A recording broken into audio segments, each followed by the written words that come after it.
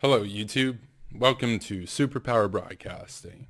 I am Kevin, and in this video I'm going to be discussing how, isn't it just hilarious? Isn't it so comical how the channel Secular Talk, Kyle Kulinski, that on this channel, Secular Talk, what do we see?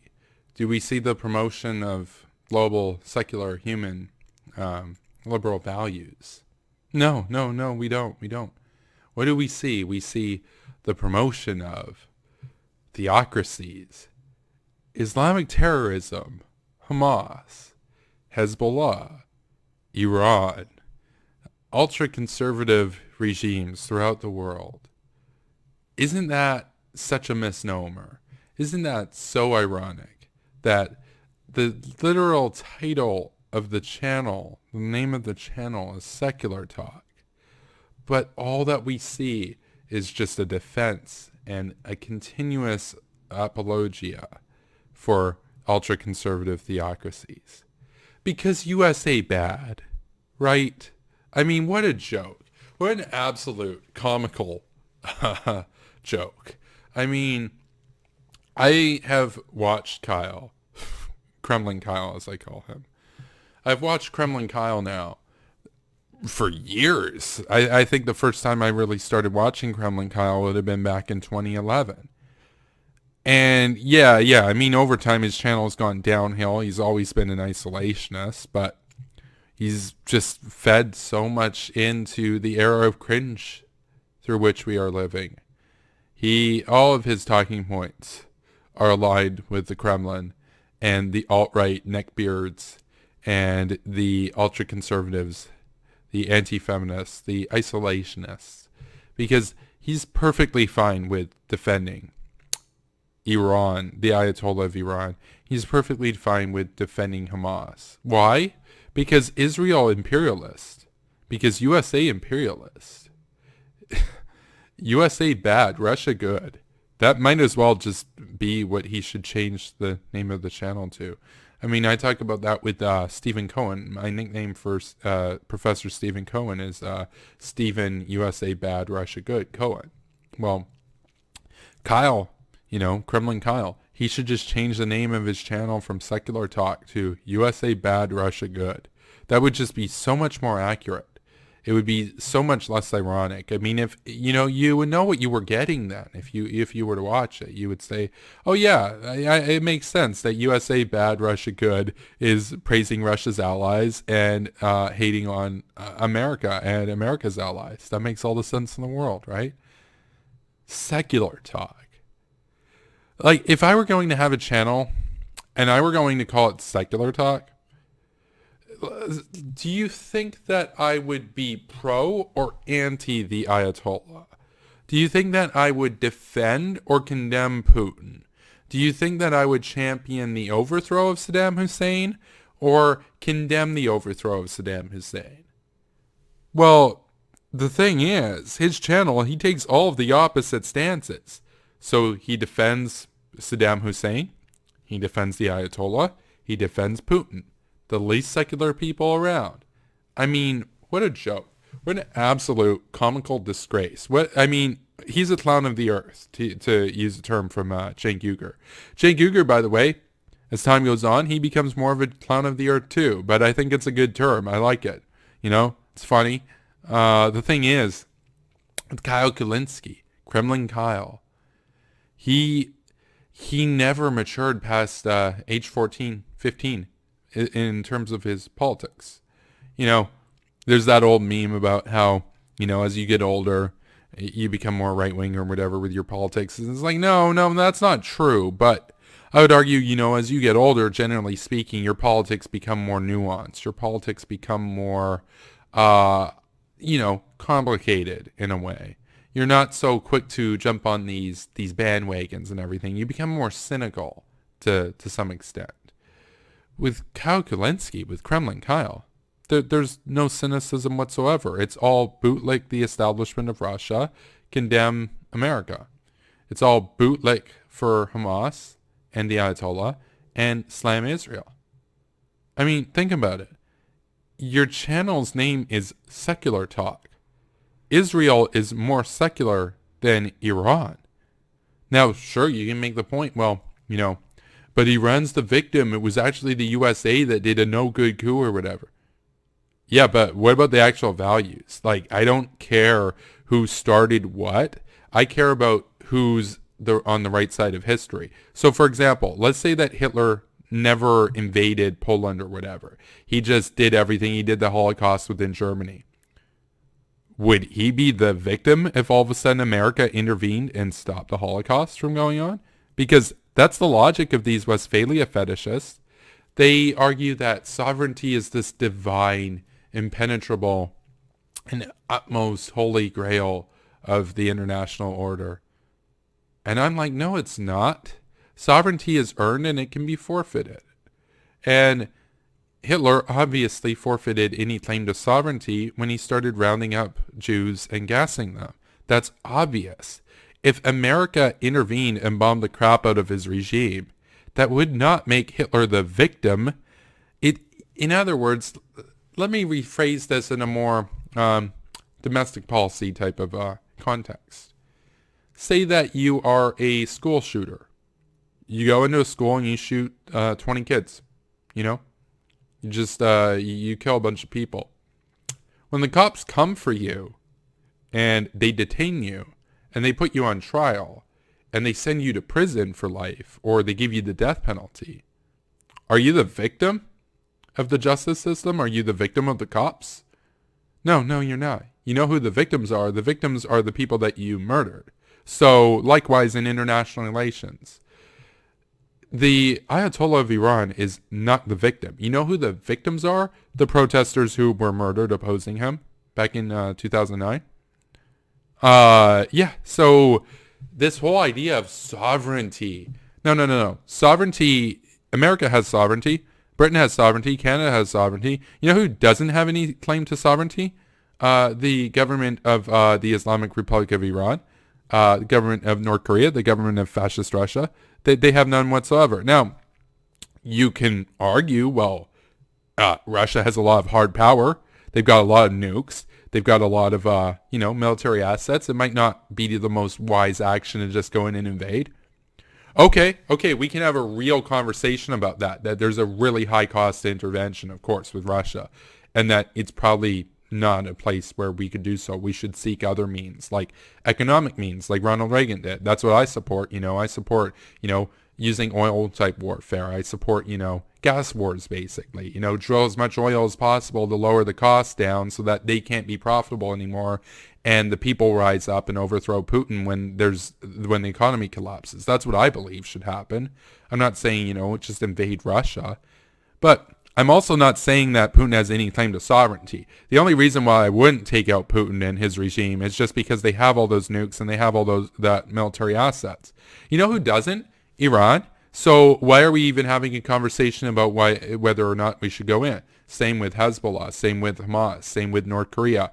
North Korea has some nukes, but they're minuscule, and if we wait, they will have much more, and perhaps they will develop thermonuclear weapons. That's what they always do every time with the domino effect with these nuclear powers. So with Kremlin Kyle, he doesn't see it that way. He sees it through the framework of people such as Glenn Greenwald and Tanky Tulsi Gabbard, the most deplorable people around, Donald Trump, etc. He sees sovereignty as this holy, this monolith that we must worship and idolize, and we must bow down to the altar of sovereignty. No, absolutely not. That is some Westphalian crap from the Westphalian era.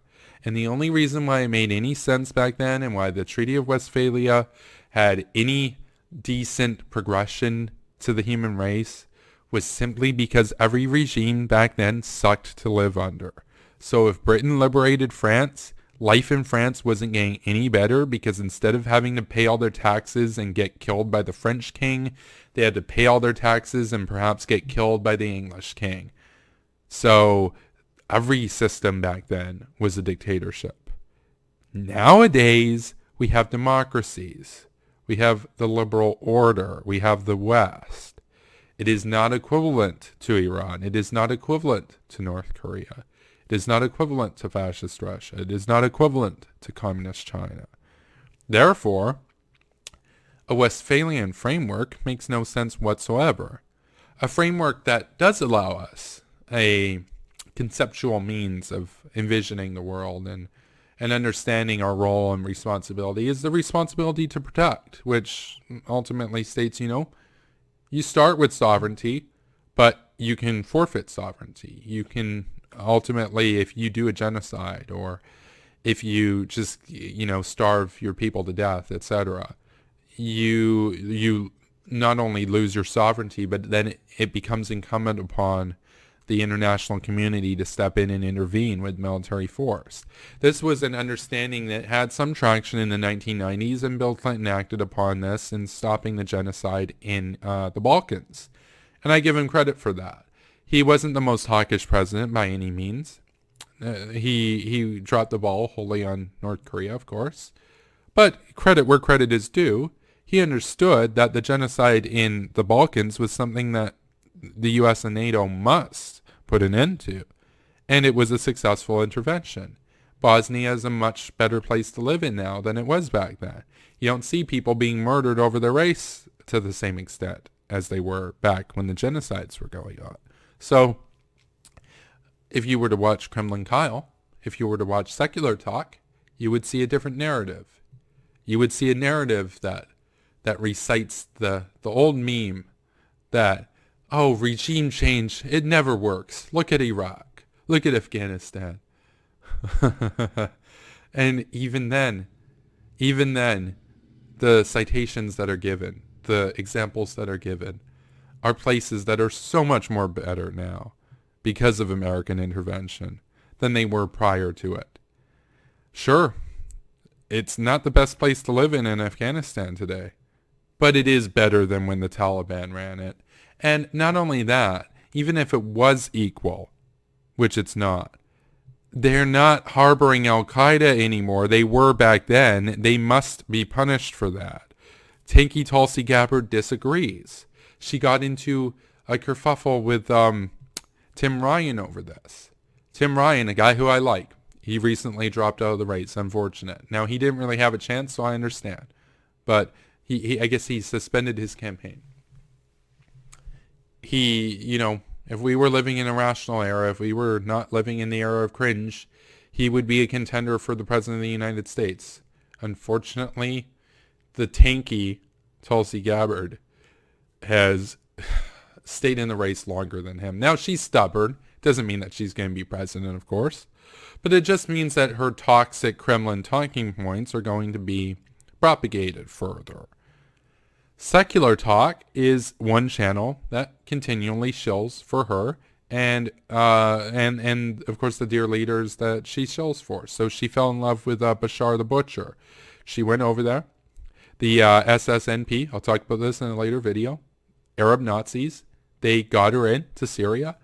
They are affiliated with the Ba'athist Party of Assad. She goes over there, sees all the portraits, the banners, singing the praises of Bashar Assad, thinks, the people love Assad. It's like the movie The Interview. Oh, he's such a cool guy. Look at how cool his palace is. He must be a great leader. Disgusting. Absolutely disgusting. I'll just say that right off the bat. She's a filthy woman. She is absolutely disgusting. She is someone who is defending and conducting apologetics for a man who's killed 600,000 people so that he can keep his limo fueled up and keep his palace clean. Unbelievably grotesque. He has robbed so much life from humanity and caused so much misery around the world. And he is a puppet of Vladimir Putin and serves the interests of Vladimir Putin. He is our enemy. She disagrees. She is disgusting. She is contemptible. She is deplorable. She's worse than Trump by a long shot. At least Trump has John Bolton and Mike Pompeo around him, even if he never really listens to them. She would have Secular Talk's Kremlin Kyle around. In fact, if she became the President of the United States, I'd be willing to bet that he would find his way becoming her press secretary. Now, can you imagine that? Can you imagine Len, the left's Dave Rubin Greenwald, and Kremlin Kyle Kulinski in the White House? Glenn would be the lawyer for the executive, and Kremlin Kyle would be the spokesperson for the executive. And he would come out there daily and talk about how the Democrats in Syria are actually ISIS, and how Russia's, they're doing their best to bomb all the terrorists. And sure, they killed 50,000 civilians, but they were all probably affiliated with ISIS, so it's okay. That's what he would do every day. And if you thought people like Spicer and Huckabee Sanders were liars and hacks and bended the truth to serve the interests of the president, just, strap yourself in, because it was going to be a wild ride if she ever became president, because the amount of lies, they would tell more lies in one press conference than Spicer told in his whole career working for Trump. They would tell more lies in 1 week than Sarah Huckabee Sanders told in her whole time working for Trump. And she told a lot of lies. His administration is repugnant, but Tanky Tulsi Gabbard's would be so much worse.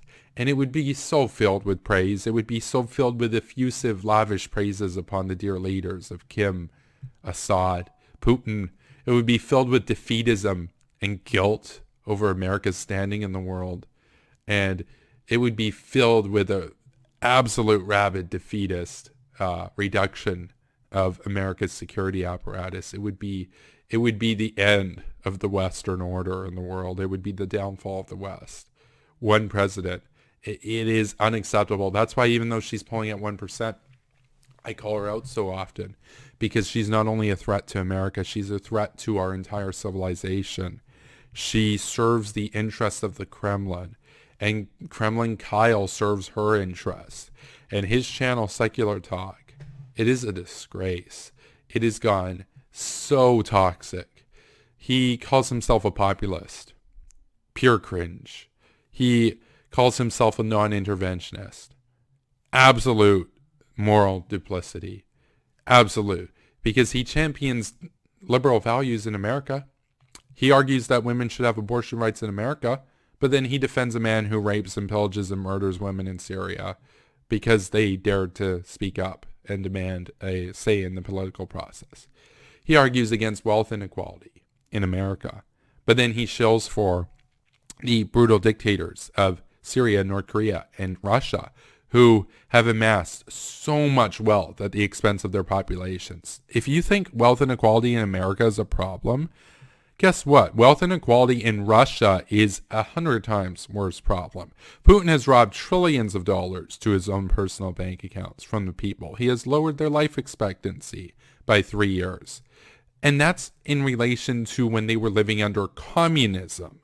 In other words, the average Russian today makes about 2 to 3% less money than they did in 1989 in real terms. Not only did they not move up in 30 years, they've gone down because of Putin. Where did all the money go? He claims to only make $200,000 a year. Well, no, he's amassed somewhere around $2 to $3 trillion in personal wealth that is likely laundered and stored in Swiss bank accounts. Because, the Swiss, they're so peaceful. They're such a peaceful country. They trade with Hitler. They trade with Putin. They trade with Kim. They're so peaceful. They're such a lovely government. No, they're also our enemy. I am opposed to Switzerland, the government of Switzerland. They are morally repugnant. They aid and abet and harbor the most toxic and pernicious elements in the world today. They harbor the axis of evil. They launder money for the axis of evil. They offer bank accounts to the axis of evil. They are not on our side. They even call themselves neutral. Neutral. No. If you're neutral in the Cold War between fascism and liberalism, that's too close to the fascist end for my taste. So bye-bye if I'm president, right? But so that's the thing, right, with all this. Secular Talk, Kyle Kulinski, Kremlin Kyle. All that I got to say is, grow up. I mean, your contrarian little edgelord thing, it's not edgy. It doesn't make you hip. It doesn't make you cool to bootleg for Putin. It doesn't make you, a rebellious, champion of the people. It makes you a bootlicker and a sucker and a useful idiot. So thank you for watching, YouTube.